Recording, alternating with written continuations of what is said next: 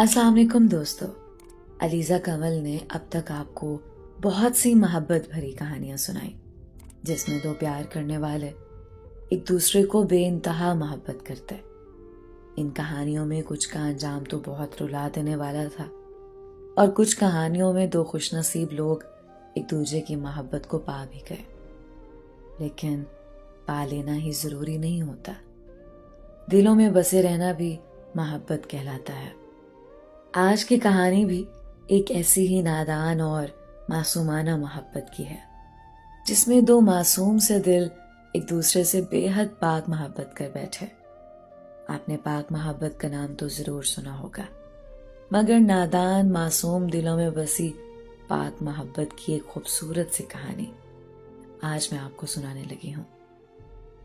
ये कहानी खावर और अक्सा की है। खावर बताते हैं कि मैं एक शहर में रहने वाला लड़का था और अक्सर अपनी छुट्टियां गुजारने अपनी फूफो के पास गांव जाता। जब मैं मैट्रिक के इम्तिहानात से फारिग हुआ तो छुट्टियां गुजारने गांव गया। मेरी फूफो के घर ही मेरी कजन और उसकी बेटी रहती थी। उसकी बेटी का नाम अक्सा था। मेरी फूफो अक्सा की नानी अम्मा लगती थी रिश्ते में। मैं जब वहां गया तो मैंने अक्सा को देखा, जो मुझसे तकरीबन 4 साल छोटी थी। वो इंतहाई भोली सी सूरत वाली खूबसूरत और नफीस लड़की थी। उसकी मुस्कुराहट बहुत हसीन थी।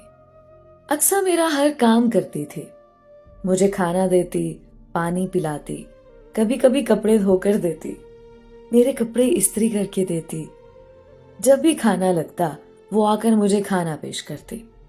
अब हम शहर के लड़कों को तो इस खिदमत की आदत नहीं थी, क्योंकि मेरे सारे काम तो मेरी अम्मी करती थी और ना मैंने पहले शहर में कभी किसी लड़की को ऐसे काम करता देखा था। हम नए नए जवान होते लड़कों को कोई इतनी अहमियत नहीं देता था और मैंने पहली बार अक्सर को ये सब करते देखा, क्योंकि आज तक मेरी अम्मी के अलावा किसी औरत या लड़की ने मेरे काम नहीं किए थे। ये शायद गांव का दस्तूर था कि वहां की छोटी सी लड़कियां भी अपने घर आए मेहमानों की बहुत इज्जत करती और उन्हें खाना खुद पेश करती। अक्सा को ये सब करता देखकर मुझे बहुत अच्छा लगता था और मैं दिल में खुश होता कि यार कितनी अच्छी लड़की है, एकदम परफेक्ट पैकेज है।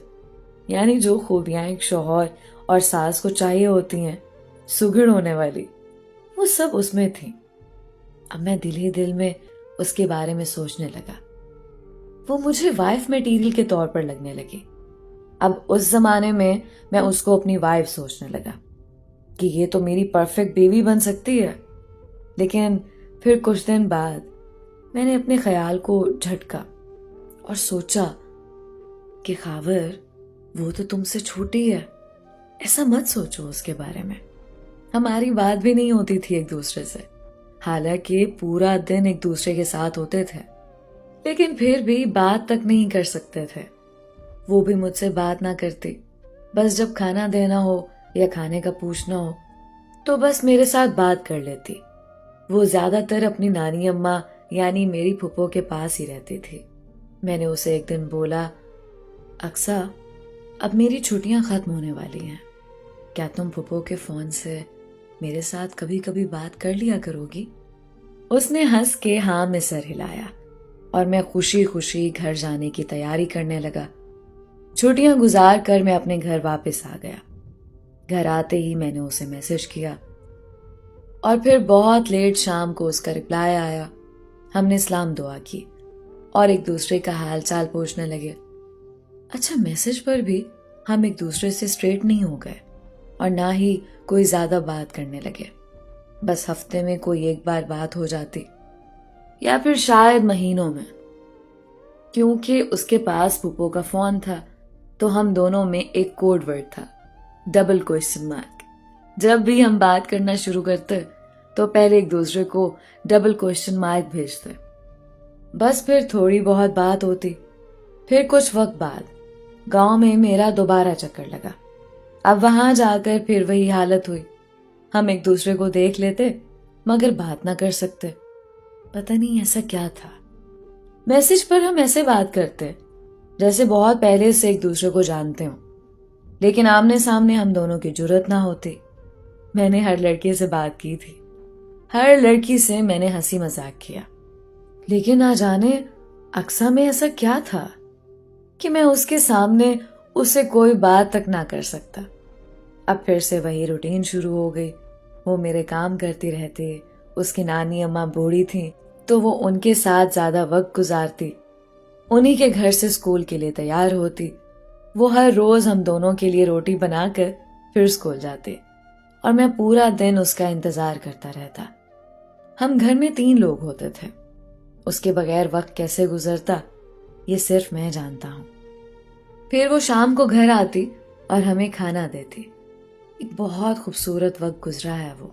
سردیاں ہوتی تھیں اور ہم تینوں رات کو اکٹھے آگ کے پاس بیٹھے ہوتے تھے۔ وہ گرم گرم روٹی بناتی جاتی اور ہم کھاتے جاتے۔ وہاں بیٹھ کر بہت لطف اندوز ہوتے۔ پھوپھو باتیں کرتی اور ہم زور سے ہنستے، اور پھر پھوپھو ہم دونوں کو بہت پیار دیتی۔ رات کے وقت وہ ٹی وی پر PTV چینل پر ایک سیریل دیکھتی اور میں بس اس کو دیکھتا رہتا۔ پتہ نہیں لڑکیوں میں ایسی کون سی چھٹی حص ہوتی ہے، ان کو سب محسوس ہو جاتا ہے کہ کوئی ان کو پیار کی نظروں سے دیکھ رہا ہے، اور وہ ان نظروں کا مطلب خوب جان جاتی ہیں۔ وہ بھی میری نظریں محسوس کر رہی تھی مگر کوئی ریئیکشن نہ دیتی۔ میری نظریں صرف اس کو دیکھنا چاہتی تھی۔ وہ ہلکا سا مسکراتی رہتی اور محسوس کراتی رہتی کہ وہ سب جانتی ہے۔ بڑی ہی پاک محبت تھی۔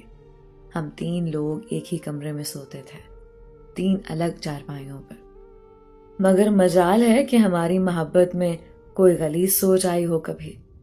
بہت ہی نادان، معصومانہ اور کمال کی پاک محبت تھی، یہ جانتے ہوئے بھی کہ ہم ایک دوسرے کو چاہتے ہیں، کبھی ایک دوسرے کے قریب نہیں گئے۔